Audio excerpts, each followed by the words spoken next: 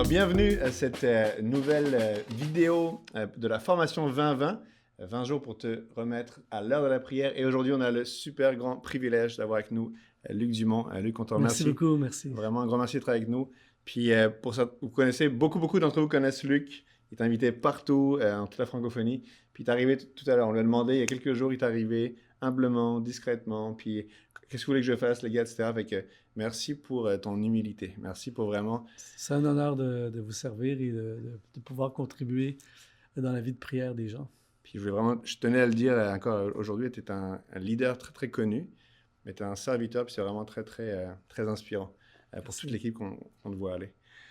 Luc, il n'y a pas... Moi, j'ai l'impression que tout le monde connaît Luc Dumont. Je suis pas certain de en ça. francophonie. Mais si on te laissait la place pour dire en quelques minutes qui est Luc Dumont. C'est très important, je pense, Ben, d'ailleurs, merci, premièrement, merci de me permettre d'être là, tout ça. Je pense que c'est très important de savoir qui on est. Je pense que c'est une priorité dans la vie chrétienne, dans la vie en général, de savoir qui on est. Parce que quand on sait qui on est, après, c'est beaucoup plus facile de savoir ce qu'on doit faire avec notre vie. Donc, merci pour cette question. Ça prendrait beaucoup de temps à décrire qui je suis, je pense. Mais j'aime me décrire comme un exponentialiste. En fait, c'est un mot que j'ai inventé, mais j'ai toujours beaucoup aimé le mot exponentiel, qui est une courbe croissante continue. Et un exponentialiste, pour moi, c'est quelqu'un qui veut grandir. C'est quelqu'un qui veut aller plus loin dans sa vie. C'est quelqu'un qui est amoureux de la vie. Pour moi, la vie, même si elle est parfois difficile, pour moi, la vie, c'est un privilège. C'est un privilège d'être en vie. Je suis un activateur. En fait, j'ai découvert au fil des ans que je suis un activateur.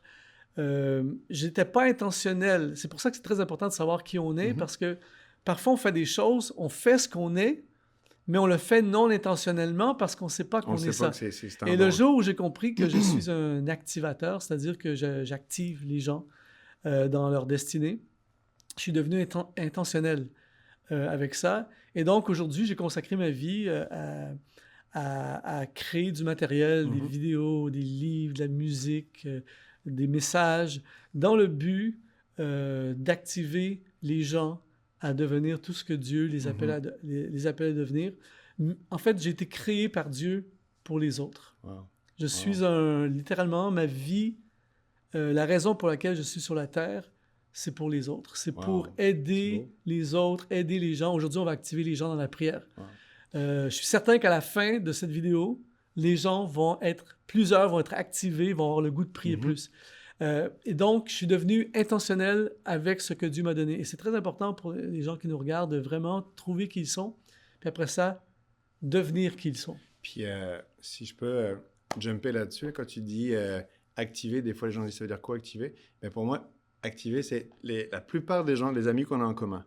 Dan Luyten, Seb Korn, Stéphane Kéry, name it, la plupart des gens que j'ai rencontrés, à chaque fois qu'on parlait puis qu'on disait qu'est-ce qui fait que tu as pris cette décision-là, pourquoi tu as osé faire ça, souvent, pour vrai, hein, c'est fou, là, avant qu'on se connaisse, les gens disaient un jour, Luc Dumont m'a dit, bang. Tu sais, c'est comme, c'est des moments où est-ce que Dieu a mis quelque chose sur ton cœur, puis tu as parlé à la personne, puis il s'est senti encouragé, il a foncé. Puis c'est fou, je te dis, il y a vraiment plein de gens qui disent, ce jour-là, Luc Dumont m'a dit.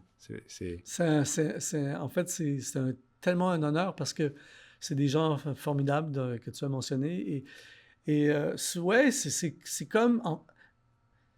J'arrive dans la présence de personnes, dans des églises, dans des voyages, tout ça, et on vit des moments ensemble pendant un week-end, pendant une soirée, et je réalise que ça active les gens à entrer Dan Luyten, à devenir Dan Luyten, un ministère extraordinaire. Ben et Stéphane Kéry, d'autres. Stéphane Kéry, je me souviens, dans un temps de jeûne et prière, on a eu une conversation. Des fois, c'est juste une conversation, comme en ce moment. Yes. Qui sait si à la fin, tu vas faire... Mais en fait, c'est vraiment pas un truc... c'est pareil pas programmé, c'est pas à l'avance. En fait, c'est pareil comme il y a des gens que tu vas manger chez eux. Il dit, il reste pas grand-chose dans le frigo. Il sort le frigo, il prend 2, 3, un peu de sauce, un peu de sel, tout ça, puis il te fait un repas. Tu dis, wow! Et lui, en fait, c'est juste normal de faire un repas. Et pour nous, c'est parce que lui, il est dans son truc, tu vois. C'est une belle image, ouais. Et donc, pour moi, c'est un peu ça, c'est que je peux pas m'empêcher, en fait.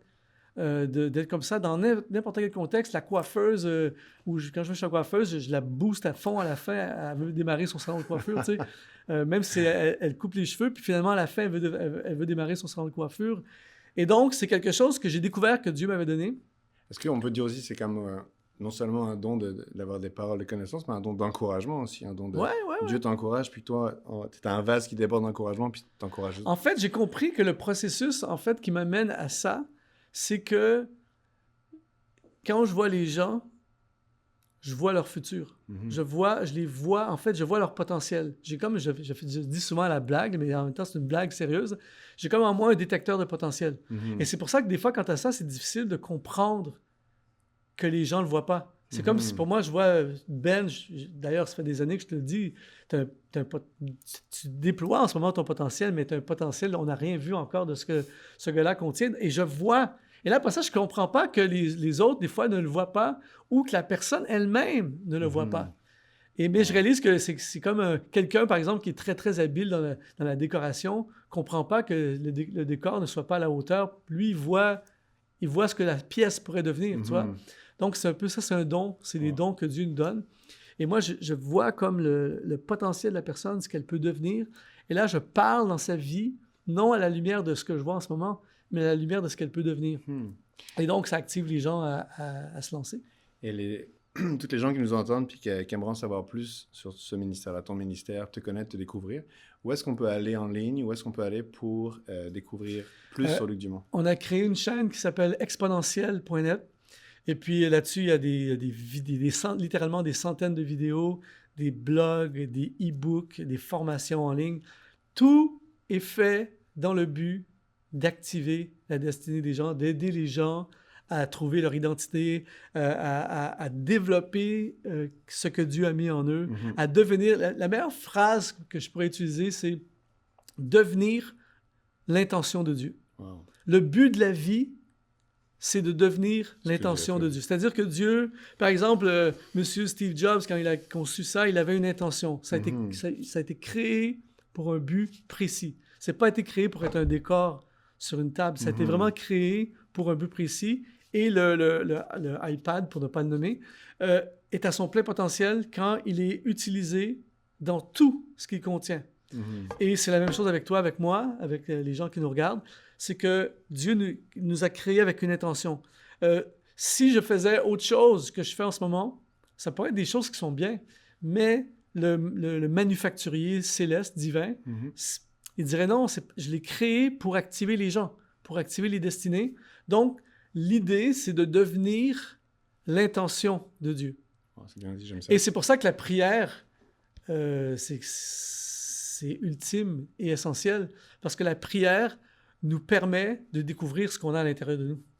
Puis tout ce concept-là, je t'écoute, là, c'est vraiment bien résumé puis bien décrit dans ton dernier livre, qui s'appelle, je vais mettre ici, qu'on voit bien, qui s'appelle Exponentialise ton univers, où c'est vraiment 52 pensées. C'est toute la semaine que tu peux, toute l'année que tu peux lire ça. C'est des pensées sur...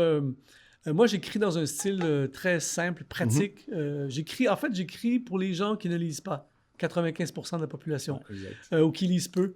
Mais même ceux qui lisent peuvent lire ça aussi. Mais l'idée, c'est d'amener des conseils pratiques pour exponentialiser notre univers. En fait, l'Évangile, la Bible, c'est le livre ultime de l'exponentialisme. Dieu est l'ultime exponentialiste. Je vous donnerai la vie, mais la vie en abondance. Oui, et puis c'est Jésus qui dit à ses disciples, après que les gars qui ont complètement failli la mission, ils ont passé 3 ans en stage avec Jésus, à être formés pour le ministère. Premier test, premier stage, pouf, ils ont complètement failli. Jésus revient après sa résurrection, il les envoie dans une mission démesurée. Il dit, à partir de maintenant, vous qui avez failli, à partir de maintenant, vous serez mes témoins à Jérusalem, en Judée, en Samarie et jusqu'aux extrémités de la terre. Ils ont exponentialisé au maximum ce qu'ils avaient reçu. L'apôtre Paul, avec Paul et Barnabas, sont à Antioche. Ils ont un bon ministère dans l'église locale. Paf, le Saint-Esprit dit, mettez-moi à part Paul et Barnabas pour l'œuvre à laquelle je les ai appelés. Qu'est-ce qu'ils vont faire? Ils vont exponentialiser l'Évangile. Ils vont implanter des églises dans le monde. Donc, c'est que ça tout le temps, partout dans la Bible. C'est Josué qui va prendre possession du pays promis. C'est Abraham qui quitte ce qu'il connaît pour aller vers multiplication. Ta postérité sera comme le sable de la mer et les étoiles dans le ciel. C'est la multiplication. C'est Jésus qui prend les 5 pains et 2 poissons et qui exponentialise. La Bible est le livre de l'exponentialisation. C'est pour ça, tu vois, Luc, avant l'entrevue, j'avais dit, je veux pas que ce soit moi qui le présente, je veux que tu te présentes. Parce que la meilleure personne pour présenter Luc Dumont, c'est Luc Dumont. Alors, j'espère qu'à travers juste ces quelques minutes, vous allez avoir le goût de découvrir plus sur le ministère de Luc. Donc, on dit exponentiel. Exponentiel.net. Ils peuvent aller sur la boutique aussi, exponentiel.net/boutique. Un grand merci encore une fois, Luc, pour le temps que tu nous donnes aujourd'hui. Puis, en tout cas, on est vraiment privilégiés. Puis, on s'est dit, on met pas de timer, on se parle. C'est ça. Donc, allez vous chercher un café. Ouais, c'est ça. Ça va être long. Puis, il y a une phrase que j'entends souvent dire, parce que tu sais, la francophonie, c'est un désert spirituel. Dans le sens que les choses évoluent, ça grandit, mais tu sais, tu traverses la frontière, tu vas aux États-Unis, puis tu as des centaines d'églises immenses, etc. Puis il y a une culture, il y a des siècles de christianisme, de protestantisme, puis la francophonie, c'est pas ça. C'est weird de parler de Jésus, mais toi, tu fais partie des très, très rares qui brillent quand même, qui sont invités partout, qui prêchent partout, et qui apportent la parole, qui encouragent depuis combien d'années? Depuis longtemps. Depuis longtemps. Je suis un modèle récent avec beaucoup de kilomètres. Il y a vraiment, depuis plus de 2 décennies. Il y a vraiment comme une faveur spéciale sur la vie de Luc Dumont. Puis nous, on voulait savoir cette faveur-là, elle vient d'où? Je crois que cette faveur-là, elle vient notamment d'une vie de prière. Je sais aussi, on s'était croisés déjà dans le passé, puis tu m'avais parlé, on en parlera du Club des 5. Là. Tu te lèves très tôt, tu pries, etc. Nous, on voudrait un petit peu, si tu veux bien, prendre un peu de ce jus-là. On va faire une ingénierie inversée de Luc Dumont. Exactement. Tu nous donnes déverse ton cœur sur voici moi, comment est-ce que j'ai développé ma vie de prière depuis toutes ces années avec le Seigneur. Et si tu me permets une dernière chose, avant de jumper sur le côté vie de prière, il y a ce qu'on appellerait la légende Nouvelle-Vie. Là. C'est vraiment cool, mais Claude, il parle souvent Pasteur Claude Hood parle souvent de cette fois dans le Colisée à Québec où est-ce qu'il traduisait Pasteur David Wilkerson qui a porté la parole. Et c'est ce soir-là que Luc Dumont est venu. Est-ce que tu pourrais, en quelques minutes, nous parler de cette soirée-là, toi? Oui, ben, écoute, c'est là que tout a commencé. Ben, en fait, non, c'est là que j'étais activé. Mais ça a commencé bien avant ça. C'est que en fait, je vais faire la version très courte, microscopique. Tu es né d'une famille chrétienne ou Du tout, au contraire, non, du tout. Mais par contre, j'ai côtoyé des chrétiens dès mon enfance et qui m'ont parlé de la foi pendant toute mon enfance. Et des gens qui me parlaient de l'Évangile, qui m'évangélisaient, mais tellement bien. C'est-à-dire que aucune pression, juste me parler de Dieu, mais ils m'ont même amené avec eux en vacances estivales pendant que j'étais adolescent. Pendant 2 années, ils m'amenaient en vacances estivales, ils payaient tout ça. Ouais. Mais ils m'ont jamais une seule fois invité à l'église. C'était vraiment leur vie, leur témoignage. Et bon, ça serait trop long à raconter, mais j'ai dégénéré pendant mon adolescence, tout ça. Mais un jour, on m'a invité. En fait, mon ami qui était chrétien, son père était pasteur. Okay. Et un jour, vendredi soir, il m'a dit « Luc, qu'est-ce que tu fais demain soir, le samedi soir? » Je sortais toujours dans les boîtes de nuit, tout ça. Okay. Et là, j'avais peur de lui d'une certaine façon parce que je sentais que ses yeux détectaient mes... C'est comme un radar détecteur de péché. il y avait beaucoup de choses à détecter. Et puis il m'a dit, et je les aimais tellement, et ils avaient tellement été bons envers moi qu'il disait, est-ce que tu veux venir demain soir dans une soirée à Montréal, c'était à Montréal, dans une aréna, avec un monsieur des États-Unis qui s'appelle David Wilkerson. Je voulais pas y aller du tout, mais puisqu'ils avaient été tellement bons envers moi... Par gentillesse envers eux. Voilà, c'est ça. Donc je suis allé. Et puis ce soir-là, c'était David Wilkerson qui racontait New York, les ghettos, Nicky Cruz, la croix, le poignard et tout ça. Et puis c'est Pasteur Claude qui traduisait, et puis j'écoutais pas du tout, malheureusement. J'écoutais pas du tout le message. En fait, j'attendais juste que ça termine pour sortir dans les boîtes de nuit, ouais. Et puis à la fin, David Wilkerson a fait l'appel. Il y a des centaines de personnes qui ont avancé pour donner leur vie à Dieu, au Seigneur. Et puis à la fin, David Wilkerson a dit, je vais prier, mais juste avant, il y a quelqu'un. Imagine, je pense qu'il y avait 5000 personnes dans la salle. Il y a encore quelqu'un qui a besoin d'avancer. Si tu t'avances, Dieu va transformer ta vie et tu vas être un instrument entre ses mains. Wow. Bang! C'est comme si quelque chose s'était allumé à l'intérieur de moi. J'ai dit à mon ami, il faut que j'aille. Wow. Mais ça avance en avant, là, je me suis effondré Tout en le long larmes. avant, tu étais comme pas vraiment... Complètement indifférent. Wow. J'écoutais pas son Ouais, message. Pendant la louange, je me moquais des gens. J'ai dit, c'est des fous, c'est une bande de fous. Okay, Je les imitais dans la louange. Mais il y a quelque chose qui est passé quand... Ouais, c'est comme si commences une à parole de t'apprendre. connaissance, quelque chose qui est arrivé, flang! Wow. La lumière s'est allumée. Et j'avançais à l'avant, j'ai fait la prière. Et quand je suis rentré chez mes amis chrétiens, le pasteur, le père de mon ami, a dit tu vas prêcher l'Évangile dans le monde. Wow. Tu vois? Et là, je me dis c'est impossible. Moi, j'avais de la difficulté à parler devant ma classe à l'école. Et toi qui parles d'activation, là, en une soirée, quelqu'un qui t'a donné une parole, ouais, littéralement. après en rentrant, un pasteur qui t'a dit. Fait que c'est vraiment, ça a été... Ma vie a été transformée, radicalement, totalement, absolument. Et par la suite, j'ai commencé... En fait, j'ai prêché très vite. J'ai commencé à faire la louange très, très vite parce qu'en fait, les gens de l'Église pensaient que j'étais le fils de ce pasteur-là.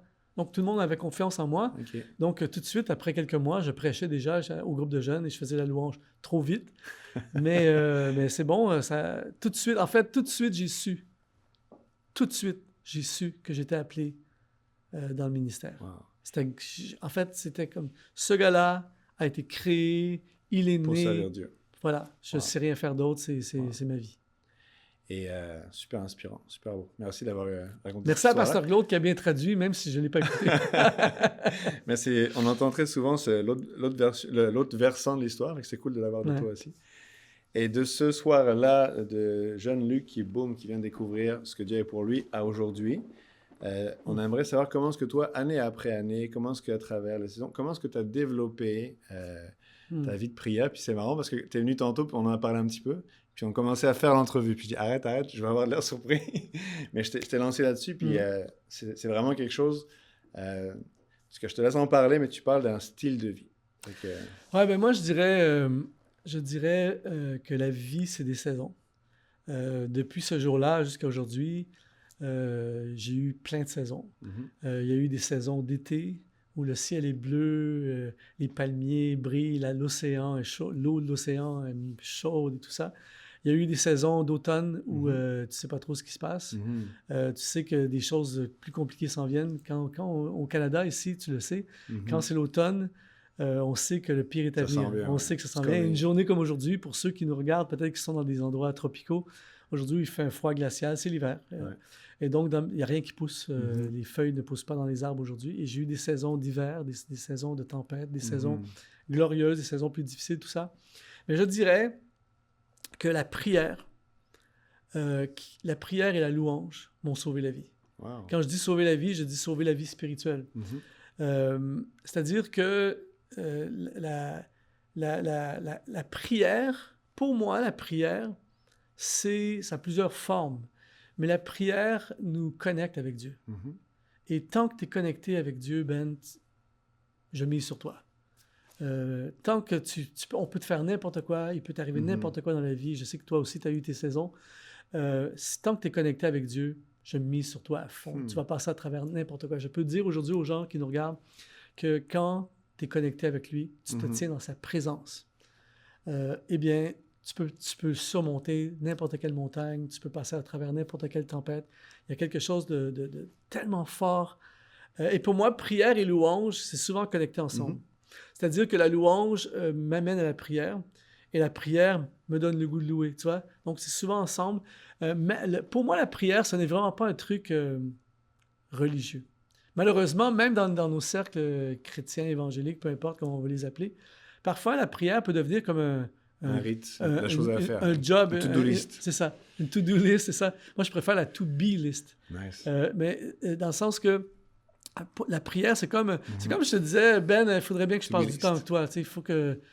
Bon, j'écoute, le pasteur Claude m'a demandé de passer 1 heure avec toi. De quoi on peut parler? Il y a des gens que des fois, que c'est la prière, c'est comme ça. Pour moi, Dieu, pour moi, c'est une relation. Dieu, il est là 7 sur 7, 24 sur 24, tout le temps là. Si je te demandais, mettons, une semaine normale de Luc, une semaine normale dans ta relation avec Dieu, ça ressemble à quoi? Ça starte comment? C'est quoi tes habitudes aujourd'hui, mettons? Concrètement, regarde, je me lève à cette heure-là, puis j'ai pris cette discipline-là, puis à cette heure-là, voici ce que je fais. Puis On aimerait ça Mais entendre là-dessus. une semaine normale de Luc, c'est un peu complexe parce que j'ai pas une vie normale. Je ne pense pas avoir une... En fait, quand je dis je n'ai pas une vie normale, je n'ai pas une vie comme la majorité des Routinière, gens. t'as pas une vie Ouais, parce que je régulière. voyage beaucoup, Mhm. je me déplace, tout ça. T'évaluerais Mais combien? on va dire ma vie en général peut ressembler à ceci. C'est-à-dire que j'ai découvert un trésor phénoménal il y a plusieurs années que j'appelle le club des 5 heures du matin. Mhm. C'est-à-dire que j'ai découvert le trésor de se lever tôt le matin. Et là, je sais, j'entends déjà les multitudes les gens qui nous regardent dire ouf, ça c'est pas trop mon style, tout ça. Et les gens pensent que bon, oui, il y a des personnes qui se lèvent tôt, que c'est naturel. Mhm. Pas moi. C'est-à-dire que il y a un cycle à développer. C'est comme, c'est pas naturel nécessairement de bien manger pour certaines personnes, c'est pas naturel de faire du sport pour certaines personnes, mais tu peux développer ces habitudes-là. Et pour moi, le club du 5 heures du matin, c'est qu'en fait, la vie est un tourbillon de fou. Mhm. Peu importe que tu aies une famille, que tu n'aies pas de famille, que tu aies un ministère, une business, un étudiant, c'est tellement facile d'être dans un tourbillon. Moi, j'ai l'impression que quand je me lève le matin, l'humanité m'attaque, tu sais. Dans le sens qu'il y a énormément de sollicitations sur moi. Mon téléphone est toujours en train des messages, il y a toujours plein de choses. Et on fait beaucoup de choses, tout ça. Et j'ai l'impression que, en fait, c'est devenu tellement fort pour moi, le club des 5 heures du matin, c'est-à-dire de se lever à 5 heures du matin. C'est-à-dire qu'à cette heure-là, j'ai l'impression j'ai comme 1, 2, 3 heures devant moi en avance sur la population. Quand je me lève plus tard, ça m'arrive à l'occasion, j'ai l'impression de toute la journée de courir. C'est quoi qui t'a fait déclencher ou c'est quoi l'illumination? C'est quoi le moment qui dit OK, je commence, je le fais? C'est-tu un livre? C'est une personne? C'est une prédication? Mais en fait, j'ai commencé à me lever tôt. Ça fait très longtemps que j'ai commencé à me lever tôt. Et encore une fois, ça revient à ce que je disais au début sur l'intentionnel. C'est-à-dire qu'il y a plein de choses que je faisais sans me rendre compte que je le faisais. C'est-à-dire que plusieurs journées, je me levais tôt, d'autres journées, je me levais moins tôt. Et là, tu t'aperçois, comment se fait-il qu'à certaines journées, je suis tellement plus productif, je me sens tellement mieux, puis d'autres journées, je me sens tellement moins bien. Et là, j'ai découvert que c'est les journées que je me levais tôt que tout était mieux. Donc, c'est là que... Et puis à un moment donné, j'avais lu ça quelque part aux États-Unis, un gars qui appelait ça le 5 a.m. Club. Et je me dis, en fait, lui a mis des mots à quelque chose que je croyais... Et pour moi, c'est devenu... j'en parle dans mon livre « Deviens un exponentialiste », sur l'importance de se lever tôt. Et là, imagine, tu te lèves à 5 heures. Oui, c'est vrai qu'au début, ça peut être pénible, ça peut être difficile. C'est très connecté à l'heure que tu te couches en passant. Mais là, tu te lèves, tu prends ton petit café, tout ça. Et 15 minutes, les premiers 10-15 minutes, c'est vrai que parfois, c'est ouf. C'est juste pour essayer de se réveiller physiquement. Mais il y a des gens qui ont de la difficulté à se lever à 7 heures aussi, tu vois, ou à 8 heures. Et là, après ça, il est 5h15. Tu as 3 heures devant toi, tout dépendant du genre de déplacement que tu as à faire, le genre de vie, tu as 2-3 heures devant toi. Ou si tu as des jeunes enfants, mais peut-être un peu moins, mais quand même, tu as quand même du temps devant toi. C'est à toi. C'est ton temps à toi. C'est le seul moment dans une journée que tu peux vraiment avoir juste du temps tout seul comme ça. Tout dépendant du genre de vie que tu as, mais c'est vrai que... Avec le travail, les courriels, tu sais, c'est vraiment tôt le matin comme ça, tu peux vraiment être dans ta bulle avec Dieu. C'est ça. Et moi, en fait, le secret de tout ce que je suis se passe entre 5h et 8h les matins de ma vie. Wow. C'est là que je me nourris. C'est là que je me connecte avec Dieu. C'est là que j'ai mes meilleures idées. C'est là que j'écris mes livres. C'est là que j'étudie. C'est là que j'ai mes idées pour les messages. Par exemple, le dimanche matin, quand je prêche, le dimanche matin, je me lève à 4 heures. Et donc, quand j'arrive sur l'estrade à 10 heures, j'ai comme une vie déjà. Je suis déjà, tu vois. Et la prière matinale, il y a quelque chose de spécial dans la prière matinale. Bon, je ne prie pas que le matin. D'ailleurs, peut-être qu'on va en parler tout à l'heure, mais je ne prie pas que le matin parce que ce qui est très important de découvrir en tant qu'être humain, c'est on est différent. C'est qu'il y a des gens que c'est des robots le matin, il y a des gens qui sont créatifs le matin, il y a des gens qui sont hyper activés le soir, il y a d'autres personnes qui sont nulles le soir, tu vois. Donc, il faut trouver les meilleurs moments. Ça, c'est un autre secret que j'enseigne dans mes capsules, là, mais ça, c'est un autre secret que j'ai découvert. Le jour que tu as compris ça, ta vie n'est plus la même. C'est-à-dire que on a tous 24 heures dans une journée. Comment se fait-il que certaines personnes en font plus, vivent plus, sont plus productifs que d'autres? C'est qu'en fait, ils font pas la même chose que les autres pendant ces 24 heures. Bon, on doit tous dormir entre 6 et 8 heures, on va dire, mais le 16 heures qui reste. C'est-à-dire que si, par exemple,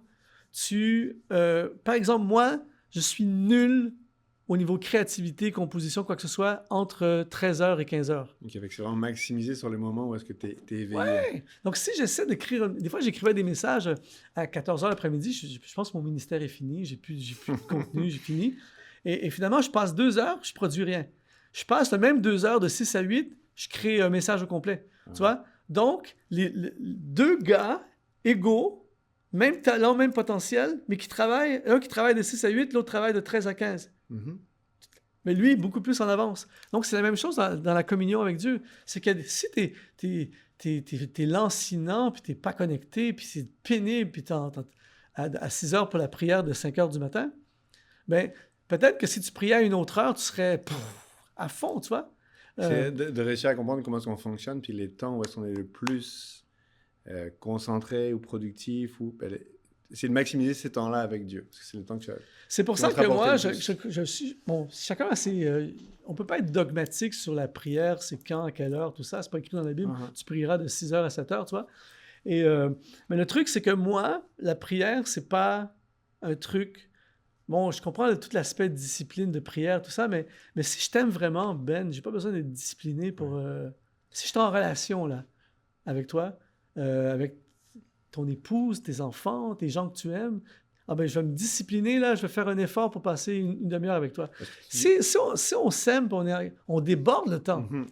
Parce que tu dirais que, mettons, tu sais, au début, ça peut être une discipline, dans le sens que tu connais pas quelqu'un, puis tu te disciplines, OK, je vais aller rencontrer, je vais aller faire ce meeting-là, mais qu'à mesure que tu te disciplines, tu découvres quelque chose d'autre, puis ça devient plaisant, ça devient agréable, puis tu as envie de... Parfois, pour développer des habitudes qui vont être vraiment bonnes pour nous, des fois, il faut faire un effort au début pour le faire, parce que c'est sûr que le tourbillon de la journée, après, peut-être on peut se retrouver avec plus de temps. Mais moi, pour moi, la prière, en fait, je prie toute la journée. Mm-hmm.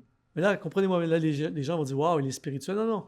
Je passe pas 12 heures par jour à prier sans arrêt, à genoux sur le bord de mon lit. C'est pas ça. Mais en fait, pour moi, la prière, c'est la relation avec Dieu. Et donc, je peux avoir un temps le matin où on prend un café, Dieu et moi. C'est-à-dire que là, c'est vraiment, tout est fermé, le téléphone est fermé, et là, je suis avec Dieu, on a du temps ensemble. Mais pour moi, ça serait dommage que ça soit que ça. Parce que c'est pareil comme quand tu es avec quelqu'un que tu aimes passionnément. Ce serait dommage d'avoir juste une demi-heure ou une heure avec cette personne-là. Tu as envie de lui parler toute la journée. On s'envoie des textos, je t'aime, je pense à toi. Mm-hmm. Après ça, on se prend une demi-heure le midi pour parler. Après ça. Donc, moi, je parle à Dieu. Aussitôt que j'ai l'occasion, je parle à Dieu. Je parle à Dieu dans ma voiture. Je parle à Dieu. Des fois, je suis chez moi et je parle à Dieu. Je dis, bon, qu'est-ce que je fais là? Par exemple, avant de venir ici voir Ben, dans ma voiture, je disais, mais est-ce qu'il y a des choses que je devrais vraiment dire? Je lui parle. Ça, c'est bien parce que, tu sais, monsieur, madame, tout le monde, parce que des fois, on regarde les prédicateurs, les pasteurs avec des vies de prière qui prennent du temps. Mais monsieur, madame, tout le monde, on peut, à tous les jours, à chaque moment, OK, Seigneur, aide-moi avec. Puis des fois, on se sent... À entendre le monde, des fois, les gens se sentent mal de dire, OK, j'ai pas prié ce matin, fait que je suis pas digne de parler à Dieu, genre. Mais non. Ouais, c'est ça. Tout le long de ta journée, des fois 1 minute, des fois 2 minutes, parle. Ouais, puis, tu sais, bon, si le matin, toi, disons que tu as l'habitude de prendre une demi-heure avec ta femme le matin, prendre un café avant d'aller travailler, quoi que ce soit, vous parlez ensemble, tout ça, mais qu'un matin, pour une raison ou pour une autre, vous êtes couché trop tard, tu te lèves en retard et tout ça, et là, tu prends le café pour emporter et tu pars et tu n'as pas pris la demi-heure. Est-ce que ta femme va dire « tu m'aimes plus », tout ça? Mm-hmm. Non. T'es juste, mais peut-être plus tard, ce soir, tu vas prendre plus de temps. Donc, Dieu, c'est 24/7. Donc, tu peux, dans ta voiture, moi, il y a des fois, dans ma voiture, je vais prendre une demi-heure de bouchon, 1 heure, je vais parler à Dieu, je mets de la louange, je lui parle. Après ça, comme le soir, souvent, ce que je vais faire le soir, vers 20h, je prends mes écouteurs, je pars une demi-heure, 1 heure, je vais marcher dans la ville, et puis je parle à Dieu, je prie, je loue. Des fois, c'est 100 fois plus fort que ce que j'ai vécu le matin. La prière du matin, la prière du soir, c'est pas la même chose. La prière du matin est souvent une prière de préparation, je pars à la guerre, tu vois. Je me prépare, me dispose. Le soir, c'est souvent la prière de repentance pour toutes les erreurs que tu as faites dans la journée ou ces choses-là. Ou c'est une prière d'introspection, tu réfléchis à des choses qui sont arrivées. Le matin, quand on se lève, on n'est pas dans, on est comme vide d'une certaine façon. Les gens ont choisi de quoi on va se remplir. Moi, je te dis, c'est pareil comme si quelqu'un il se lève le matin. Il y a des gens qui se lèvent le matin, ils boivent un coca avec une cigarette. Yeah, ouais. C'est horrible. Il y a des gens qui font littéralement... Alors que l'autre se lève, mange des fruits, un verre d'eau avec du citron. Je pense que les deux n'ont pas le même départ de journée. Spirituellement, c'est la même chose. Si tu te lèves le matin, tu prends une demi-heure d'infos à la télé, une demi-heure de journal, tu lis les infos, un mort, un suicide, une bombe, tout ça, tu t'en vas travailler. Alors que si tu commences, tu es vide. Tu commences ta journée et là, tout à coup, la présence de Dieu, la prière, tu parles avec Dieu. Mais c'est pas le même départ. Non, c'est bon. J'aime l'image. Tu démarres vite, puis avec quoi tu vas commencer à remplir ton réservoir. C'est une super belle image. Et j'aime ça l'idée que tu dis, c'est pas dogmatique, mais le matin, quand même, c'est le moment où est-ce que tu peux te remplir. Après, c'est pas dogmatique. Si tu as zappé un matin, tu as toute la journée pour parler à Dieu. Ce qui revient souvent chez les gens, chez beaucoup de gens, et j'en fais partie, là, c'est des fois, on se lève, on parle, on prie à Dieu. Il y a des saisons, tu lis, mais ça te parle pas. OK? Et puis, il y a d'autres saisons où est-ce que, ouais, la musique te touche, etc., tu es émotionnel, mais il y a des saisons où est-ce que tu as le feeling que Dieu ne parle pas.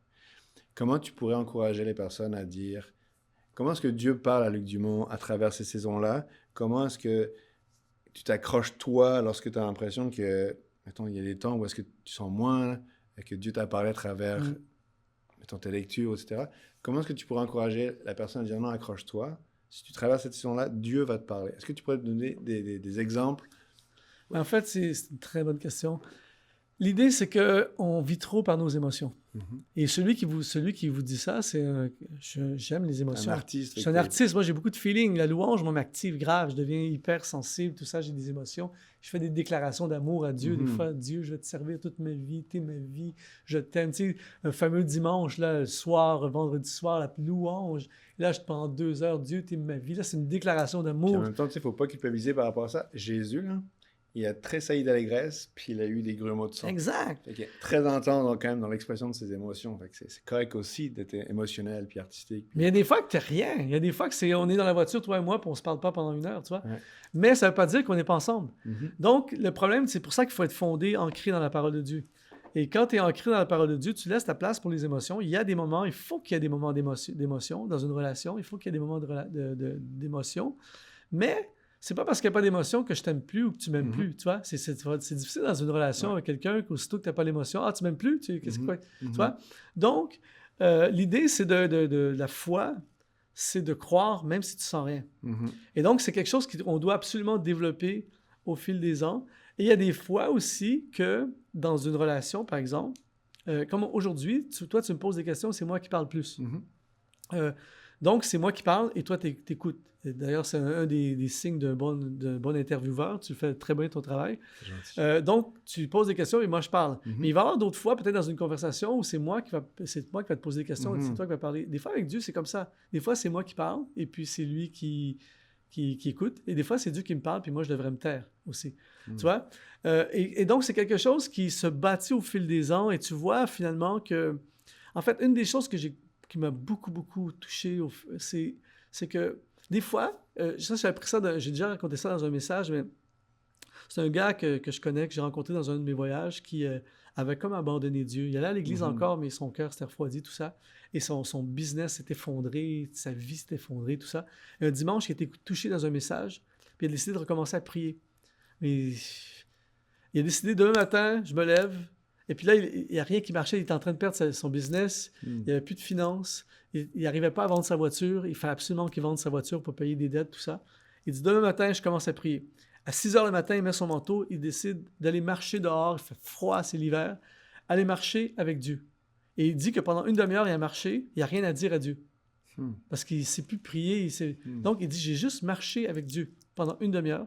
Je suis rentré, je suis allé au boulot. À 10 heures le matin, le téléphone sonne. Il y a un gars de nulle part qui appelle. Il dit, j'appelle pour une vieille annonce que j'ai vue concernant votre voiture. Elle m'intéresse vraiment. C'est quoi votre prix? Bang! Le gars achète la voiture. Le gars, il n'a pas passé une demi-heure à faire des grandes prières théologiques, tout ça. Il a juste une demi-heure à marcher avec Dieu. Et moi, ça m'arrive des fois, quand je parlais d'aller marcher le soir, là, des fois, je dis, Dieu, je m'en vais marcher avec toi. Wow. J'écoute la louange, je dis rien. Wow. J'aime Mais ça. je marche avec Dieu. Wow. Donc, c'est ça pour moi la prière. La prière, c'est tout le temps. J'aime ça parce que tu sais, il y a souvent on associe, il faut que je parle, il faut que je parle, il faut que je parle, puis au bout de 3 minutes, ok, qu'est-ce que je peux dire à Dieu maintenant, tu sais? Puis non, il y a des temps, Seigneur, je sais pas quoi te dire, mais je veux juste être avec toi. Mais c'est ça que je vais encourager les gens qui nous regardent à développer, à découvrir dans leur vie. C'est enlevons l'aspect armé de la prière. Tu sais, l'armée, c'est comme... Oui, il y a des fois qu'il faut être discipliné. Je suis quelqu'un, je pense, avoir une certaine discipline dans ma vie, mais Ne pas réduire la prière juste à ça. non, c'est la relation. Moi, je serais vraiment déçu, Ben, si tu venais me voir parce que Pasteur Claude t'a demandé de venir me voir. On va passer une demi-heure avec Luc. Tu sais, si je savais ça, ça m'attristerait. Plus que Luc, j'ai vraiment envie d'aller prendre un café avec toi. Il faut qu'on prenne du temps ensemble. J'ai envie d'être avec toi. Et finalement, la demi-heure finit par un 2 heures. Ouais. Et là, tout à coup, on développe une relation. Puis là, tout à coup, à tous les 2 jours, on s'envoie des... Luc, je prie pour toi ce matin. Là, tout à coup, il y a une relation. C'est plus timé. Wow. J'ai des meilleures relations avec certains amis que je vois 2 fois par année qu'avec certaines personnes que je peux voir toutes les semaines. Tu vois? Donc, avec Dieu, c'est ça, c'est la relation. La prière, c'est un moment de communion avec lui. Jésus priait tout le temps. C'était pas juste, oui, il se retirait pour prier, mais il était constamment dans un flot de prière. Donc, développer avec Dieu, voyez Dieu comme un ami. C'est un père, oui, mais ton père, tu peux lui parler n'importe quand. Et c'est vraiment bon, Luc. Puis dans cette marche-là avec Dieu, dans cette vie de prière, tu dirais que la parole de Dieu, où est-ce que sais-tu comme est-ce que toi, mettons, tu vas dire en ce moment, je vais lire les évangiles. Et puis, il y a des versets que ça va être ça ma prière. Ou est-ce que comment est-ce que la lecture de la parole te nourrit par rapport à ta vie de prière? Mais moi, mon système est très simple. C'est-à-dire que je me lève très tôt. Et le matin, ce que je vais faire dans mes temps, là, c'est que j'ai ma Bible, une vraie Bible. Je sais pas, bon, le téléphone, New Version, je suis à fond pour ces trucs-là. C'est vraiment très bon. J'utilise ça aussi. Mais dans mon temps de prière, il faut que moi, je puisse écrire dans ma Bible. Donc, j'ai ma Bible. J'ai mon journal, j'ai mon ordinateur. Donc, chacun son système. L'important, c'est ce qui fonctionne pour toi. Et j'utilise un plan de lecture biblique. Donc, qui permet de lire la Bible à chaque année, au complet, une fois dans l'année. Et ça te permet de lire, je sais pas moi, 1 ou 2 chapitres de l'Ancien Testament, un psaume, 1 ou 2 chapitres du Nouveau Testament. Et, mais, j'en fais pas une loi. Pourquoi? Parce que je me suis aperçu il y a quelques années que quand je faisais ça, c'était comme encore une fois, un job à faire. C'est-à-dire que vite, il faut que je lise mes 2 chapitres, il me reste 15 minutes, il faut que je finisse. Mais des fois, il y avait un super verset qui me parle à fond. Tu es resté là-dessus. Mais là, je n'ai pas le temps, il faut que je suive mon plan. Mais il n'y a personne, Dieu ne va pas arriver le 1er janvier, le 31 décembre, tu n'as pas lu, il te reste encore... Dieu s'en fiche en réalité de mon plan de lecture. Ce que Dieu veut, c'est... que tu sois dans sa parole. Voilà. Il veut que tu sois avec lui. Mais le plan de lecture m'aide à avoir un plan. J'aime ça. Mais ça peut arriver des fois que je lis plus, puis des fois que je lis moins. Alors, ce que je fais, c'est que quand je lis il y a un passage, poum, qui me parle, ce que je fais, c'est que j'ai un journal personnel dans lequel j'écris à chaque jour. Oh, wow. Par exemple, le 3 février, en ce moment, je traverse un moment de questionnement. Je me demande, Seigneur, qu'est-ce que je devrais... C'est la prière. Ouais. Je me parle à moi, je parle à Dieu. Seigneur, je sais que tu es fidèle, tu as toujours pourvu à mes besoins, mais en ce moment, je fais face à cette situation.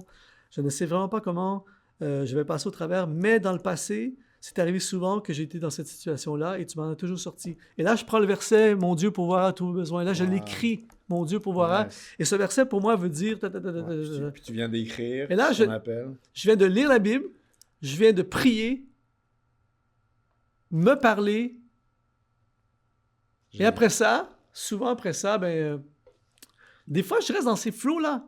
C'est comme ça que la journée commence. C'est génial. Et après ça, je vais prier plus tard dans la journée. Je vais prier ce soir en marchant. Mais des fois, je vais déposer ça. Je pars un peu de louange. Je sors ma guitare, des fois, peu importe.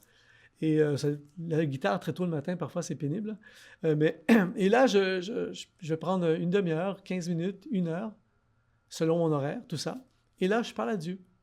Je parle. Et là, dans mon journal, à la fin, j'ai... mes pétitions, mes requêtes de prière pour l'année. Et quelle joie des fois de faire juste répondu. Wow. Et j'ai tous les besoins, j'ai des trucs personnels, familiaux, des trucs pour ma famille, des trucs pour le ministère, des trucs pour plein de trucs. J'ai comme des sections et j'ajoute, et j'ai des personnes aussi. Parce que souvent, le problème de la prière, c'est qu'on prie trop pour nous-mêmes. Billy Graham a dit dans sa biographie, s'il avait pu refaire sa vie, il aurait passé beaucoup plus de temps à prier pour les autres. Si tu veux vraiment avoir un impact dans la vie des autres, prie pour les autres. Wow. Et on prie tout le temps, pourvois mes besoins, ouvre-moi une porte, c'est souvent nos prières. Et moi, j'ai une liste de personnes. Wow. Et en cours d'année, ben, je rencontre des personnes qui me disent, Luc, est-ce que tu peux prier pour moi? J'ajoute leur nom à la liste de prières. Et là, je prends une section, je prie pour Pasteur Claude en ce moment, sa famille, je prie pour l'Église Nouvelle Vie, je prie, tu vois, des trucs comme ça, Génial. des personnes. Et en fait, si tu veux être sûr d'aimer quelqu'un, prie pour lui. C'est vraiment des perles. Fait que on mettra l'entrevue à l'intégralité et aussi des bouts, mais j'aime vraiment ce que tu viens de dire. C'est très, très pratique, très, très faisable et en même temps, c'est très, très puissant.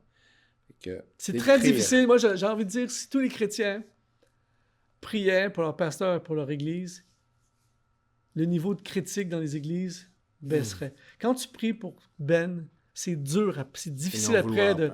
Oui, puis après ça, parce qu'en fait, un des enseignements que je fais, peut-être qu'un jour on pourra faire ce sujet-là, mais je parle de voir les gens dans l'esprit. Ça change tout. En fait, voir les gens dans l'esprit, c'est les voir comme Dieu les voit. C'est pas les voir comme moi je les vois, c'est voir comme Dieu les voit et voir ce que Dieu veut faire avec la personne. Donc, quand je prie pour Ben, eh bien, ça m'aide à te voir dans l'esprit. Je prie un matin, Seigneur, je prie pour Pasteur Claude, je prie pour Ben. Et là, tout à coup, je te vois plus comme juste le gars qui fait les interviews. Je te vois comme le père de famille, je sens tes batailles, tout ça. Je vois ce que Dieu veut faire avec toi, avec ton avenir. Et là, quand je vais te revoir, des fois, ça m'arrive très souvent, en fait. D'ailleurs, ça, c'est un autre conseil que je donne aux gens. À chaque jour, on devrait envoyer 2 ou 3 textos à quelqu'un. Wow. Ça prend 2 minutes de ta vie. Salut mon cher Ben, ce matin, je suis en prière, je pensais à toi. Juste te dire, t'encourager en te disant que ça va être une super journée, puis continue, Dieu a des bonnes choses pour toi. Tu reçois un message comme ça change ta journée. Ça m'a pris 30 secondes. Mais dans la prière, souvent, il y a des personnes, je vois des personnes. L'autre jour, j'étais en train de marcher dans mon temps de prière le soir. Là. Il fait noir, il neige, il fait moins 10. Je suis bien vêtu, j'ai mes écouteurs de louange. Et là, je suis en train de marcher dans le noir, dans la rue, tout ça, sur le trottoir, évidemment. Et là, tout à coup, j'ai un fardeau pour un ami. Un gars, c'est un ami, mais ça fait des mois qu'on ne s'est pas vu. J'ai un fardeau pour lui, tout ça. Et là, j'arrête, j'enlève mes gants. Et là, je lui dis, salut, je pense à toi en ce moment, je suis en train de prier pour toi, juste te dire que je t'aime, puis il faut qu'on se voit, est-ce qu'on peut manger ensemble? Paf! 2 jours plus tard, on va manger ensemble, paf! On a eu une percée dans la... Tu vois, ça, c'est le genre de trucs hors agenda. Mais ça vient dans la prière. Il fallait, à ce moment-là, donc souvent, dans les temps de prière, je vais avoir un fardeau pour quelqu'un. Des fois, ça m'arrive le matin, je fais juste écrire « Salut ». Des fois, le dimanche matin, là, à 5 h du matin, j'écris à mes amis pasteurs qui prêchent, juste te dire que je prie pour toi en ce moment, je sais que tu vas prêcher un message. Vas-y, Pasteur Claude, Dieu est avec toi, ça va être bon. Bang, j'envoie le message. Donc, c'est plus que juste s'asseoir, puis Alléluia, Alléluia, merci Jésus, merci toi. Tu comprends? J'aime vraiment, je voudrais revenir à ce que tu as dit tantôt avec le livre. Là. J'aime vraiment ça. Toi, tu lis beaucoup, fait que je pense que je ne vais pas te l'apprendre, mais ce que tu décris, déjà, tu as décrit le processus de David. Le roi David, là, jeune homme tout seul à faire garder ses brebis attaquées par des animaux sauvages. Il écrit Seigneur, c'est pas facile en ce moment, c'est difficile, mon père, mais tu es capable. Puis tu as décrit vraiment l'écriture d'un psaume. C'était beau ta façon de le décrire. Puis moi, je pense que si les gens peuvent déjà retenir ça. Tu sais, David, en écrivant ça, il parle des vraies affaires. Toi, en écrivant ça, tu parles des vraies affaires. Des fois, on entre dans la prière. Puis c'est comme, OK, bon, ça, je suis vraiment occupé, puis Seigneur, béni, tu sais. Puis on peut être superficiel avec Dieu, puis ce qui est vraiment lourd, on le garde. Puis en fait, ce que tu as décrit, ce processus-là d'écriture de qu'est-ce qui est difficile, je t'en parle, et en même temps, je m'encourage, je suis mon propre prédicateur. C'est ça. C'est fou parce que je lisais, tu sais, la psychologie moderne, il y a beaucoup de psychologues qui encouragent ce processus-là, et qui encouragent les gens, qu'ils soient chrétiens ou non, croyants ou non, juifs, allez lire les psaumes. Juste pour vous regarder le feeling de... la personne écrit ses émotions et fait qu'un psychologue va dire écris-le, puis déchire-le, puis jette-le. Ou si t'en veux à telle personne, écris-lui une lettre, tu m'as fait de la peine, je te pardonne, puis écris-le. Il y a vraiment quelque chose de profond là-dedans de je t'en parle, Seigneur, puis je fais pas semblant. Puis en même temps, j'aime le côté, c'est pas juste je vais t'exprimer tout ce que je ressens, mais voici qu'est-ce que tu dis dans ta parole. C'est vraiment une dynamique que si on peut tous cultiver, ça change tout. Mais tu sais, l'un des plus gros trésors que j'ai découvert de ça, là, c'est que il y a des fois, ce que je fais, en fait, ça a changé ma vie. C'est que des fois, ce que j'ai fait il y a quelques années, c'est que je suis retourné dans des vieux cahiers. Mhm. Et là, c'est toujours le même cycle. Et je m'aperçois que c'est la même chose pour tous les êtres humains. Ouais, ouais. C'est toujours le même, c'est toujours parce que c'est ça la vie. C'est-à-dire que en 2008, on va dire, je rouvre le journal de 2008, ça va être écrit en ce moment, je dois prendre des décisions, je ne sais vraiment pas trop ce qui va arriver, c'est un peu compliqué, tout n'est pas clair, tu vois. Puis là, après ça, je retourne 2 mois plus tard, gloire à Dieu, c'est extraordinaire, j'aurais jamais pensé que... Après ça, tu retournes en 2011. En ce moment, c'est vraiment sombre, j'ai eu des attaques sur moi, il y a vraiment une complication. Là, vraiment, cette fois-ci, je ne sais vraiment pas comment je vais faire. Et là, tu retournes 6 mois plus tard, waouh, Dieu est fidèle. Wow. Et c'est que ça. Donc maintenant, quand je m'assois à mon journal, puis je dis, ouf, le week-end dernier a été difficile. En ce moment, c'est comme un silence de Dieu. Je ne sais pas, Seigneur, tu es où? Qu'est-ce qui se passe?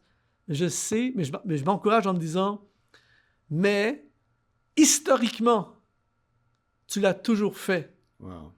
Donc, je ne sais, j'ai aucune idée comment tu vas le faire, Seigneur. Cette fois-ci, c'est vraiment la plus haute des montagnes. Mais puisque tu l'as toujours fait, je sais que tu vas m'épater. Amen. Wow. Donc, je finis et je m'exhorte, tu vois, puis je mélange la parole là-dedans. C'est de la prière, tu vois. C'est génial. Donc, pour moi, c'est une clé. Puis ça me fait penser aussi au... tu sais, dans le livre des Actes, quand tu lis, il y a des moments comme ça. Ah, Seigneur, on va pas y arriver. Un tel, il vient de se faire emprisonner, c'est fini. Puis là, boum, les portes s'ouvrent, les partenaires sortent. Après ça, c'est... Et le livre des Actes finit au chapitre 28 avec pas de fin. C'est comme ça, finit comme sur une queue de poisson. C'est comme, OK, c'est où la suite? Puis c'est comme s'il y a un mouvement d'église qui s'appelle Acte 29, parce que c'est comme si c'est à nous de l'écrire la suite. C'est ça. Puis je trouve vraiment ce que tu décris, c'est ton livre des Actes. Ouais, c'est ça. Ton livre de ta marche avec Jésus. Puis c'est... Moi, je suis pas aussi discipliné que toi, je le fais, mais je vois des fois, je suis comme, OK, mois de février, puis après, ouf. Ouais, mais moi aussi, il ne faut pas que les gens pensent que je suis parfait, au contraire. J'ai des saisons, des fois j'écris, je n'ai pas écrit dans ce journal depuis 2 mois. Ça m'est arrivé. Okay. Merci pour ta transparence, ça m'enlève le... Non, des fois j'écris, je n'ai pas écrit dans ce journal depuis 2 mois, et là tu t'aperçois que le 2 mois, tu as vécu des choses. Et là, des fois, je fais comme le recap, la récapitulation de ce que j'ai vécu dans les derniers 2 mois, ou des fois, c'est des saisons... C'est la vie, il y a eu une saison de silence ou une saison d'action. Pendant ces 2 mois-là, j'ai fait le tour du monde, tu vois, et j'ai pas eu le temps, j'avais pas la tête et tout ça. Et là, je continue. En fait, il n'y a pas de loi. Il n'y a pas de loi de quand tu dois écrire combien de pages. Et des fois, j'écris 5 pages, des fois, j'écris un paragraphe. J'ai rien à dire aujourd'hui. C'est très... Merci d'avoir cette franchise-là, parce que c'est ça la vraie vie, tu sais. Puis, encore une fois, c'est ça la Bible aussi. Tu vas voir la vie de Joseph dans la Bible, qu'il y a tellement de chapitres consacrés à Joseph. Puis à un moment donné, il y a un verset qui dit « Et il fut encore en prison pendant 2 ans. » Bang. Puis c'est ça, pendant 2 ans. La description, c'est ça. Fait qu'il y a des saisons, mais l'important, c'est de... J'aime ce que tu dis, parce qu'il y a beaucoup de gens que je rencontre, puis qui vont me dire comment est-ce que tu peux encore croire en Dieu après telle épreuve, telle épreuve, telle épreuve. J'ai des amis qui vont dire « Moi, depuis le jour où ma femme a vécu ça, on a vécu tel... J'ai fini, je crois plus. It's over, tu sais. » Puis j'aime l'idée que toi, en disant ce que tu dis, c'est qu'il y a des moments, c'est pas que tu crois plus, mais seulement c'est rough, des moments c'est dur, mais regarde, on y retourne. Et puis j'aime vraiment l'idée que si vous avez ce manuel-là, comme tu dis, ça décrit ce que Dieu a fait dans le passé. Puis la Bible, c'est ça, la Bible, ça décrit ce que Dieu a fait dans le passé, ça t'encourage pour croire que Dieu va faire encore dans le futur.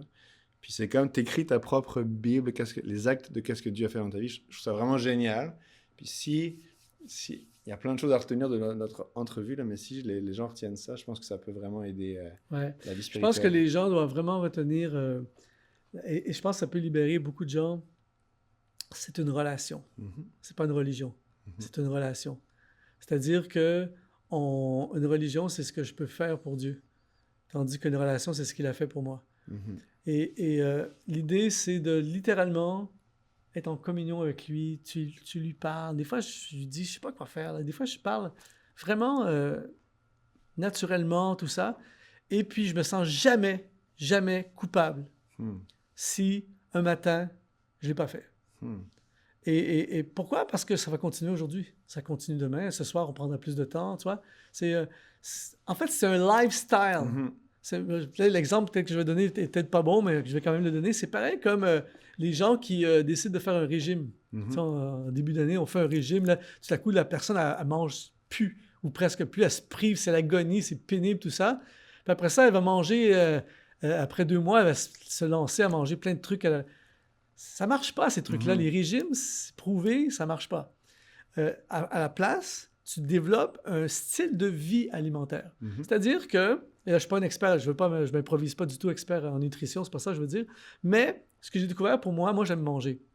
Mais ce que j'ai découvert, c'est que des fois, si je sais par exemple que ce soir, je m'en vais au resto, comme hier soir, je sais que je m'en vais au resto et je sais qu'on va déborder et je veux déborder. On va au resto, mais dans la journée, je rééquilibre. Je vais prendre un shake le midi, je mange juste des fruits le matin, tu vois, rien d'autre. Parce que je sais. Et là, ou des fois, si une journée, j'ai été trop, le lendemain, je rééquilibre, tu vois. Et donc, c'est pas un truc tout le temps militaire, tu vois, puis me priver. Non, je préfère, au lieu de me priver pendant 3 mois, puis après ça, je préfère avoir un style de vie toute l'année, tu vois. Et pour moi, la prière, c'est un peu la même chose. C'est-à-dire que je parle à Dieu. Il y a des matins, qu'est-ce que tu veux? Il y a des matins que ça marche à fond. Et d'autres matins, tu es plus fatigué. On est des êtres humains, on a une vie. Tu t'es couché plus tard, tu as des jeunes enfants. C'était plus pénible de se lever, tout ça. Donc, trouve qu'est-ce qui fonctionne pour toi. Pour moi, l'agenda, la clé de l'agenda, parce que la prière fait partie de nos agendas, de nos programmes de vie, c'est de trouver ce qui fonctionne pour toi. Les gens, des fois, vont prendre un cours de gestion du temps, ce qui est formidable. On a un ami, justement, qui en fait des excellents. Et pour ne pas le nommer, Mathieu Desroches, qui est top. Mais le problème, des fois, si on n'a pas un système qui s'adapte à nous, on va faire le système qui fonctionne pour un autre. Et il y a les types de personnalités. Les types de personnalités, il y a des gens qui sont très robotiques, très consciencieux, des C qu'on appelle, qui sont très... eux, c'est vraiment machine, robot, telle heure, tout ça. Mais tu as le plus comme moi, qui est un I, qui est plus de style freestyle, qui a besoin d'être inspiré, qui a besoin donc... Ça ne veut pas dire que je ne suis pas discipliné. Mais moi, si tu me mets dans une boîte, je perds le flow. En fait, ça me limite. Donc, oui, il faut avoir un système, mais d'avoir la possibilité d'être en relation avec Dieu tout le temps, c'est ça qui est formidable. As-tu encore un petit peu de temps? Ça dépend de nos amis qui nous regardent. Mais parce que moi, j'en sais qu'on conduit, mais c'est vraiment bon de t'écouter comme ça, avoir tes trucs. Est-ce que quand je parle avec du monde, puis moi, puis c'est difficile des fois dans notre marche avec Dieu. Tu sais, on va être tenu par les erreurs du passé et tenu par la crainte du futur. Puis il y a une parole de Jésus qui ne nous inquiétez pas du lendemain. Tu sais, puis il y a vraiment un appel à vivre pour aujourd'hui. Comment est-ce que tu dirais que dans la vie de prière, comment est-ce que ta vie de prière t'aide à, comme, OK, ce qui était hier, Seigneur, je te le donne, ce qui est demain, je te le donne, aide-moi pour aujourd'hui. Est-ce que tu dirais que ta connexion avec Dieu, ça t'aide vraiment à être pleinement... Tu sais, c'est super populaire dans le monde pas chrétien, là, la pleine conscience. Puis même ce que tu décrivais... La pleine conscience. Tu sais, il y a même un livre, ça s'appelle Miracle Morning, qui n'est pas chrétien, mais c'est « Lève-toi tôt le matin, fais le vide, mets-toi de la musique zen, puis... » La méditation est à la mode en ce moment. Hyper à la mode. Ouais. Comment est-ce que tu dirais que toi, à travers cette vie de prière-là, de relation, ça t'aide vraiment à comme, OK, je vais m'emparer d'aujourd'hui. Est-ce que tu dirais que que la vie de prière, ça l'aide pour ça? Ça l'aide à vraiment... Énormément. En fait, on se fait voler nos vies. Hein. Beaucoup de gens qui nous regardent en ce moment, puis plein de gens autour de nous se font voler leur vie. La plupart des gens, une grosse majorité, on va dire, je ne veux pas être extrémiste, mais une grande partie de la population ne vivent pas. C'est-à-dire que tout ce que nous possédons, c'est aujourd'hui. Je suis désolé, mais en ce moment, tu es avec moi. Tu n'as pas autre chose dans ta vie en ce moment qu'être avec moi. La seule chose sur laquelle tu as un pouvoir en ce moment, c'est le moment qu'on est ensemble. Sauf que la plupart des gens beaucoup de gens vivent d'hier, sur les regrets d'hier ou sur les bons souvenirs d'hier ou sur les bonnes choses d'hier sur lesquelles on n'a absolument aucun pouvoir. Je ne peux pas prier pour hier. Seigneur, je prie que tu arranges l'erreur que j'ai faite il y a 2 ans. Tu ne peux pas. C'est le genre de prière que Dieu ne répond pas. Dieu répond à toutes les prières, mais celle-là, il ne peut pas répondre. Il ne peut pas répondre sur le passé. Et donc, il y a beaucoup de gens qui sont prisonniers du passé, sont dans le passé, sont bloqués dans le passé, et une autre grosse partie de la population, Et souvent, les visionnaires comme nous, on peut tomber dans ce piège dans le futur. Mhm. Un jour, je serai, quand j'aurai mon diplôme, quand on aura des enfants, quand les enfants seront grands, quand on aura payé la maison, quand on aura une maison, quand j'aurai, etc., etc. Donc, les gens vivent dans le futur ou dans le passé, et la seule vie qu'ils ont, c'est aujourd'hui, mais ils ne la vivent pas aujourd'hui. Donc, pour moi, ça a été une autre des choses qui a changé ma vie énormément. Moi, je suis un visionnaire, je pense, mais je vis partiellement dans le futur. En fait, je vois le futur, mais je sais que le futur dépend d'aujourd'hui. Plus j'ai du succès aujourd'hui, plus j'ai un bon futur. Plus je prends des bonnes décisions aujourd'hui, plus mon futur est glorieux. Plus je bâtis des... En fait, je suis en train de bâtir mon futur avec toi aujourd'hui. Fait que toi, ta prière, c'est pas Seigneur, bénis mon futur, c'est Seigneur, bénis-moi aujourd'hui. Aide-moi aujourd'hui. Absolument. C'est pour ça la prière, c'est ça, la prière te ramène. Tu vois? Donc, aujourd'hui, on est en train d'enregistrer un truc qui va bénir le futur. Il y a des gens qui vont regarder peut-être dans 10 ans qui vont regarder cette vidéo. Tu vois? Donc, on touche quelqu'un. Mais si on fait un mauvais travail aujourd'hui, on nuit au futur. Donc, la prière m'arrête dans le temps. C'est pour ça que toute la Bible est là-dessus, la manne quotidienne, donne-nous aujourd'hui notre pain quotidien. C'est constamment aujourd'hui. Mange, il y a de la nourriture pour aujourd'hui, il y a le bonheur pour aujourd'hui. D'ailleurs, les gens qui traversent des épreuves, tout ce que tu as besoin, moi j'ai eu des épreuves dans ma vie, on en a tous, et dans les pires moments de ma vie, c'est dans les épreuves surtout, dans les épreuves, dans les grosses épreuves de notre vie, la prière devient impérative. Elle est toujours nécessaire, mais dans les épreuves de la vie, elle va te sauver la vie. C'est ça que je disais au début, que la prière et la louange m'ont sauvé la vie. Et en fait, quand tu es dans l'épreuve, tu veux courir vers le futur pour en sortir le plus vite possible, ou tu t'en veux du passé à cause des décisions. Mais en fait, tout ce que tu as aujourd'hui, tout ce que tu possèdes, c'est aujourd'hui. La prière, ce qu'elle fait, c'est tu dis, tu as juste besoin de survivre aujourd'hui. Si tu veux sortir de la drogue, tu as juste besoin de ne pas prendre de drogue aujourd'hui. Donc, ta prière, Seigneur, garde-moi loin de la drogue aujourd'hui. Garde-moi heureux aujourd'hui. Donne-moi d'être heureux. Donne-moi pas d'être heureux. Tu sais, des fois, les gens sont fatigués. T'es le mardi soir, 9h, t'es épuisé, puis tu sais que t'as un méga week-end qui s'en vient. Tu dis, comment je vais faire pour passer au travers le week-end? Ben, tu mesures l'exigence physique de ce week-end sur la fatigue du mardi soir. Je vais me coucher ce soir, puis on verra ce week-end. Tu vois, on est trop dans le futur des fois. Et donc, la prière, pour moi, à chaque fois, et le journal, me permettent, aujourd'hui, Seigneur. C'est pour ça que la prière du matin est importante pour moi. C'est que, des fois, si tu ne pries pas le matin, ça peut arriver malheureusement, mais si tu ne pries pas le matin, c'est que toute la journée, tu l'as subi. Et le soir, ben, tu dis, j'aurais dû faire ça, pardonne-moi Seigneur d'avoir fait, j'aurais manqué, tu vois.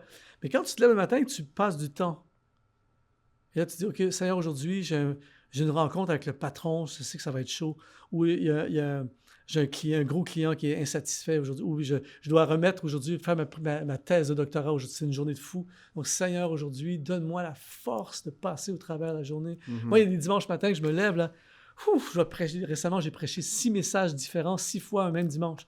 Tu te lèves le matin, et là, tu dis, Seigneur, aide-moi aujourd'hui, donne-moi la grâce pour aujourd'hui. Tu sais, j'ai pas besoin d'une prière du futur, là, j'ai besoin d'une prière pour aujourd'hui.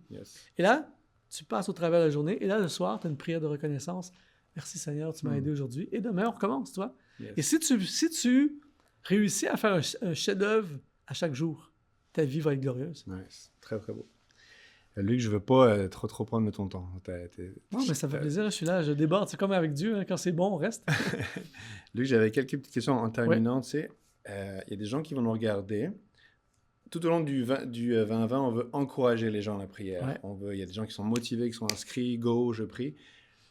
Toi, je te définirais comme l'encourageur. C'est l'encourageur. Il y a vraiment quelque chose de différent sur toi. Il y a des hommes comme toi, des hommes comme Pasteur Claude qui ont un don d'encourager, de donner des paroles de vie. J'ai l'encourageur de la francophonie devant moi. Si ce vidéo va être vu par des gens que, guys, moi, la prière, là, une sauveur. OK, il m'est arrivé ça. Il m'est arrivé ça avec mon enfant. Il m'est arrivé ça dans... c'est trop lourd, c'est trop dur. C'est quoi... C'est pas une clé que tu donnerais, mais c'est quoi la parole d'encouragement que tu donnerais à la maman monoparentale qui c'est fini. Au papa qui vient de vivre un drame. Au grand-père qui est non, c'est fini. N'importe quel âge, c'est quoi la parole d'encouragement que tu dirais par rapport à... pour te reconnecter avec ton Dieu? En fait, ce que je dirais aux gens, c'est qu'est-ce que tu as à perdre? C'est-à-dire, tu as déjà perdu. Tu sais, tu peux pas tuer un mort. Wow. Tu as déjà t'as fait une faillite. Tu n'as plus d'argent, tu as perdu ton crédit, tu as perdu ton nom. J'aime cette phrase, ce proverbe africain qui dit « Même à sec, la rivière garde son nom ». Donc, là, il n'y a plus d'eau dans la rivière est à sec, tout ça. Il peut rien arriver de pire. La chose qui peut arriver, c'est que l'eau revienne dans la rivière. Donc, qu'est-ce que j'ai à perdre de donner une chance à Dieu? Wow. Et moi, souvent, je fais ça avec les gens qui ne croient plus ou des gens qui ne veulent plus. Je leur dis, t'as raison, je comprends. Mais tout à coup que... Qu'est-ce que tu as à perdre? Qu'est-ce que tu as à perdre de le faire? Moi, je dis, en fait, j'ai tellement... Tu sais, moi, je fais extrêmement attention avant de faire des promesses. Dans le passé, j'avais une impulsion naturelle à pas promettre, mais presque promettre des choses. On va faire ça ensemble, des trucs comme ça. Mais j'ai réalisé que mes capacités de réaliser des promesses sont très limitées en tant qu'être humain. Mais Dieu, lui, il peut appuyer tout ce qu'il promet. Donc, Dieu aime faire des promesses. Donc, c'est pour ça que je n'ai pas peur de défier Dieu. Je n'ai pas peur de mettre Dieu au défi par rapport à des situations. C'est pour ça que je propose aux gens, des gens qui sont déçus, des gens qui ont... Moi, j'ai fait une faillite, j'ai perdu mon entreprise, il est arrivé telle situation, et tout ça, j'ai tout perdu, et puis pourquoi je prierais Dieu? Moi, mais tu as tout perdu. Donc, donne-lui une chance. J'aime vraiment ça. Et à la fois pour les gens qui ont suivi le Seigneur, puis quelque chose qui s'est passé, puis qu'ils ont lâché la main, puis quand c'est trop dur. Et à la fois pour monsieur et madame tout le monde qui peuvent tomber sur cette vidéo-là et qui ne connaissent pas Dieu. Qu'est-ce que tu as à perdre de parler à Dieu? Ben, tu vois, moi disons que monsieur un tel, vous nous regardez en ce moment, c'est vous, on parle de vous là. Vous êtes en train de vous dire, moi, j'ai été déçu, ça n'a pas marché, etc., etc. J'ai été trop déçu. Pourquoi Dieu, si Dieu existe, pourquoi il t'est arrivé tel truc? Moi, ce que j'ai envie de vous dire, monsieur un tel, c'est, tu prends ton journal, ta Bible, devant Dieu, et tu dis, je vais donner 3 mois à Dieu. Tu sais, ça serait dommage de te retrouver à 99 ans, Ben, puis dire, qu'est-ce qui serait arrivé si j'avais donné une chance à Dieu? Nice. Tandis que là, tu as 43 ans, tu as 33 ans, tu as 23 ans ou tu as 53 ans, et là, tu dis 73 ans, et là, tu dis, OK, je vais donner 3 mois à Dieu. Pendant 3 mois, et le 20-20, je trouve ça génial, on va donner une fenêtre de temps à Dieu. Faut dire, et je ne dis pas ça dans un sens de mépris, là, avec très grand respect. Mais mettez-moi à l'épreuve. Mettez-moi à l'épreuve. Et là, je viens devant toi, Dieu. Par exemple, mon entreprise est en chute libre. Mes finances, la catastrophe. Ma famille, c'est nul. Mes enfants sont loin de Dieu. Peu importe la situation. Et à chaque jour, je vais lire un passage. Je vais prendre 15 minutes avec Dieu. 15 minutes, c'est quoi 15 minutes? Tu prends 15 minutes, que ce soit n'importe quand dans la journée. Allez marcher avec Dieu sur votre lunch, le temps de votre travail. Mettez des écouteurs. Je m'en vais marcher avec Dieu. Et là, j'arrive devant Dieu. Voici mes 3 questions. Voici mes 3 problèmes. Voici ma situation. Je te donne 3 mois. Je te donne 6 mois. Je te donne 1 mois. Seigneur, montre-moi que tu es Dieu. Nice. Wow. Et j'ai tellement confiance dans le Dieu de l'univers. On parle du Dieu de l'univers. J'ai tellement confiance qu'il va intervenir pour toi. C'est sûr. Je ne sais pas comment. Peut-être que ce ne sera pas comme tu penses, mais c'est sûr qu'il va se réveiller. Le gars, il marche à moins 15 degrés le matin à 6 heures. Il ne dit pas un mot à Dieu, pas de musique, pas de louange. Il fait juste marcher avec Dieu. Paf, il rentre au bureau, la voiture est vendue. Tu vois, c'est ça, mon Dieu. Il peut tellement, or à celui qui peut faire infiniment au-delà de tout ce que nous demandons et imaginons. Et le problème, c'est qu'il y a tout ce que je ne sais pas, puis il y a tout ce que je ne sais pas que je ne sais pas. Donc, moi, je suis basé sur ma déception. Est-ce que ma déception change qui est Dieu? Est-ce que mon épreuve change qui est Dieu? Non. Donc, je trouve que on blâme beaucoup Dieu pour tout ce qui arrive. Et des fois, c'est pas Dieu. C'est pas Dieu qui est la méchanceté des hommes. Dieu a laissé la liberté à l'homme. Nous a pas créé des robots. On est libre de le prier ou de ne pas le prier, de le suivre ou de ne pas le suivre.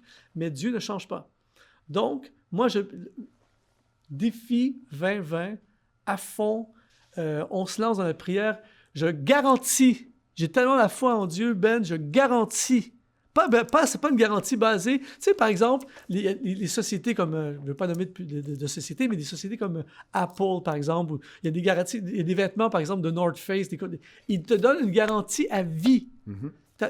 Tu portes le manteau de North Face pendant 10 ans, et 10 ans plus tard, la fermeture éclair brise.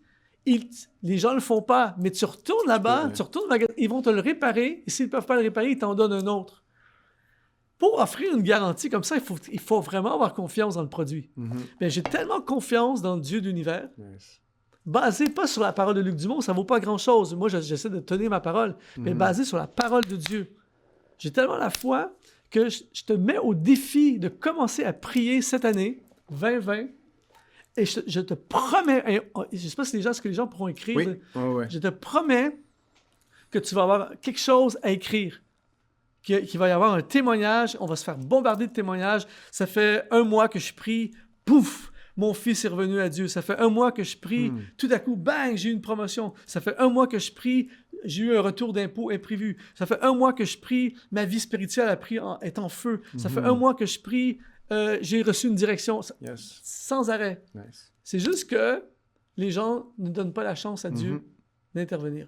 J'aime vraiment ça, puis peut-être que tous les deux, on pourra continuer de parler à un moment donné une autre fois, mais je pense que ça pourrait être vraiment une belle parole d'encouragement pour terminer cette entrevue, de mettez-moi à l'épreuve. Mettez-moi à l'épreuve, dit Dieu, mettez-moi à l'épreuve avec le 20-20. Fait que j'aimerais, en conclusion, j'aimerais te remercier encore, Luc, pour de vrai. C'est pas de la flatterie, tu es venu vraiment avec humilité, gentillesse, puis tu pourrais vraiment pas venir, tu sais, t'as pas besoin de venir, mais tu le fais tu réponds toujours gentiment, en tout cas. Pour de vrai, c'est beau à voir, ce côté-là, serviteur, humilité, tu réponds gentiment quand on t'écrit, Moi, ça m'inspire. Et comme j'ai dit, Ben, au début, j'ai été créé pour ça. J'ai été créé pour les autres. Mais c'est pas un discours, c'est vrai, c'est vraiment... Puis, en tout cas, je voulais te remercier. Merci. Et puis, est-ce que tu pourrais faire un mot de prière en terminant avec vraiment cette pensée-là que j'aime, qui est de la parole de Dieu. Mettez-moi à l'épreuve à travers ce défi et je vais vous répondre. Je vais vous montrer que je suis Dieu. Absolument. Merci, Luc. Seigneur mon Dieu, nous venons devant toi aujourd'hui. Merci pour toutes les personnes qui nous regardent en ce moment. Merci pour mon ami qui nous regarde en ce moment, Seigneur. Merci pour toutes les personnes qui ont regardé cette vidéo et qui, en ce moment, il y a un feu qui brûle dans leur cœur. Plusieurs, je suis tellement conscient des batailles de l'être humain, des défis de la vie, des réalités de la vie, qu'il y a des jours parfois assez compliqués, des défis des fois où on est dépassé. Je sais qu'il y a des gens qui nous regardent en ce moment qui sont malades dans leur corps. Il y a peut-être des gens qui nous regardent qui sont à l'hôpital en ce moment. Des gens qui souffrent de solitude, ont été trahis par un conjoint, une conjointe, sont dans un divorce, des gens qui sont dans une faillite financière, des gens qui ont des gros problèmes financiers, des gens qui ont des soucis avec leurs enfants, qui sont dans la drogue, des gens qui ont peur de demain parce qu'ils ne savent pas du tout comment ils vont passer au travers la situation qu'ils vivent en ce moment, des gens qui ont des décisions de destinée, de vie, tout ça, je suis conscient de ça, Seigneur, et c'est pour ça, Seigneur, qu'aujourd'hui, on vient devant toi et on te demande d'activer en nous la prière. Oui, je prie que tu puisses ressusciter des vies spirituelles, que Seigneur, que peut-être des gens qui sont tellement loin de la prière puissent commencer tranquillement à se reconnecter avec toi. Et je prie pour chaque personne qui va recommencer à prier, chaque personne qui va relever le défi. Je prie que tu honores ta parole. Je prie que tu les touches. Je prie que tu les bénisses. Je prie pour des miracles. Je prie pour des provisions financières. Je prie pour des ciels ouverts. Amen. Je prie pour des solutions à des problèmes insurmontables. Je prie pour des chemins là où il n'y a pas de chemin. Je prie pour des révélations. Je prie pour des encouragements. Je prie, Seigneur, que tu nous épates comme seul toi sais le faire. Alors, je prie, Seigneur, pour tous ceux qui avaient peut-être arrêté de prier ou qui n'ont jamais prié ou qui ont cessé de prier. Tu ressuscites la vie de prière dans nos vies, Seigneur. Pardonne-nous d'avoir négligé ta présence. Et je prie, Seigneur, que peu importe les fuseaux horaires, peu importe les cultures, peu importe qui nous regarde en ce moment, peu importe leur historique, leur histoire, je prie, Seigneur, que tu actives en nous la vie de prière comme jamais et qu'on entende des témoignages alors que nous te mettons au défi. Seigneur, tout ce que vous demanderez avec foi par la prière, vous le verrez s'accomplir. Alors, Seigneur, nous plaidons devant toi aujourd'hui pour l'activation du surnaturel. Et merci déjà, je me réjouis déjà, je fête déjà pour tous les miracles que tu vas faire dans la vie de mes amis, de tous nos amis qui nous regardent, Seigneur, de tous nos frères, nos sœurs et la famille de Dieu partout dans le monde. Maintenant, et on prie, appuyé sur le nom qui change les circonstances, le Yes. nom qui dépasse tous les noms, le nom de Jésus. Yes. Amen. Amen. Merci, Luc. Merci. C'était un honneur. Merci beaucoup. Que Dieu te bénisse, que Dieu bénisse ton ministère, qui tu es. Merci pour qui tu es. Et puis, on vous donne rendez-vous une prochaine vidéo 2020. On ne lâche pas, on continue de prier. Merci de nous avoir suivis. Bonne journée. Merci.